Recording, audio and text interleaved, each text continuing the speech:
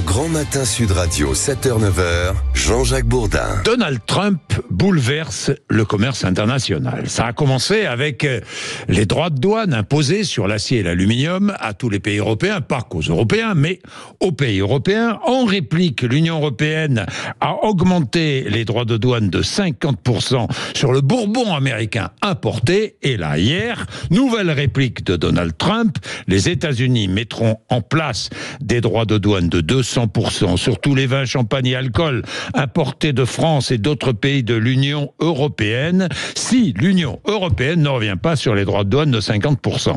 Sur le bourbon. Alain Marty, bonjour. Bonjour Jean-Jacques, bonjour. Oui, c'est inquiétant tout ça.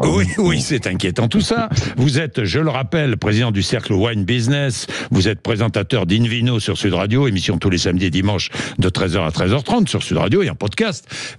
Alain Marty, 200% de droits de douane, ça ne veut pas dire des prix qui vont augmenter de 200%, hein, que les choses soient claires.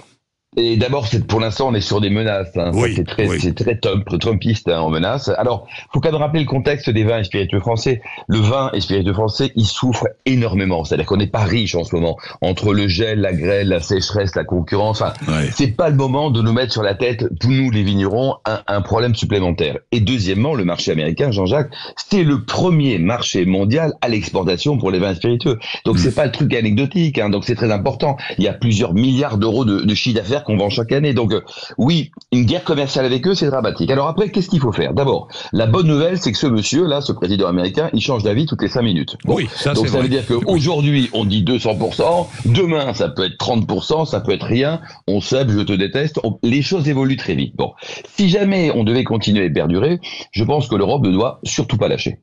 C'est-à-dire que c'est un garçon, c'est un monsieur, un président qui aime bien la bataille, qui aime bien se battre, et ben il faut se battre avec lui. Et dans ces cas-là, nous, on doit taxer aussi à 300% tous les vins américains qui sont vendus au niveau européen. Et il faut jouer collectif, Jean-Jacques, parce que nous, on leur vend 3 milliards ou 4 milliards d'euros de chiffre d'affaires, mais c'est pareil pour l'Espagne, mais c'est pareil pour l'Italie. Et toute l'Europe du vin et des spiritueux va être logée à la même enseigne. Donc une fois de plus, si l'Europe réagit, il va être obligé de céder à un moment donné. Il peut pas se passer de tous les vins. Regardez toute la diaspora italienne qui est aux États-Unis, si elle prend 200% sur les vins, ça va être une catastrophe. Donc il faut essayer de calmer le jeu.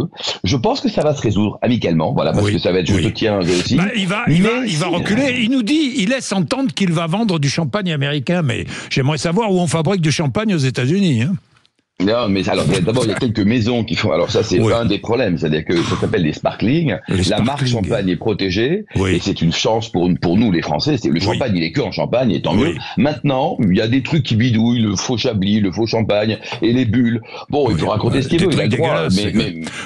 Mais c'est souvent pas bon quoi. Il faut appeler un champagne et puis un truc pourri. Voilà. Bah évidemment. Non, mais ça on est bien d'accord. Ça me fait plaisir de vous entendre. En tout cas ça tremble. Et surtout Jean-Jacques, moi aussi. J'ai très peur aussi pour les vins pas chers, les vins bas de gamme et moyenne gamme, parce que déjà naturellement en France on a du mal à être compétitif. Mais alors maintenant, même si nous met 20% de droits de douane, c'est énorme pour ces vins. Donc ça veut dire qu'on va faire le lit d'autres producteurs moins scrupuleux, les Australiens, les Néo-Zélandais, et on va perdre des parts de marché. Donc c'est pas bon ça. Hein. C'est vraiment la tendance est compliquée. On restera sur le haut de gamme, mais il n'y a pas que ça en France. Hein.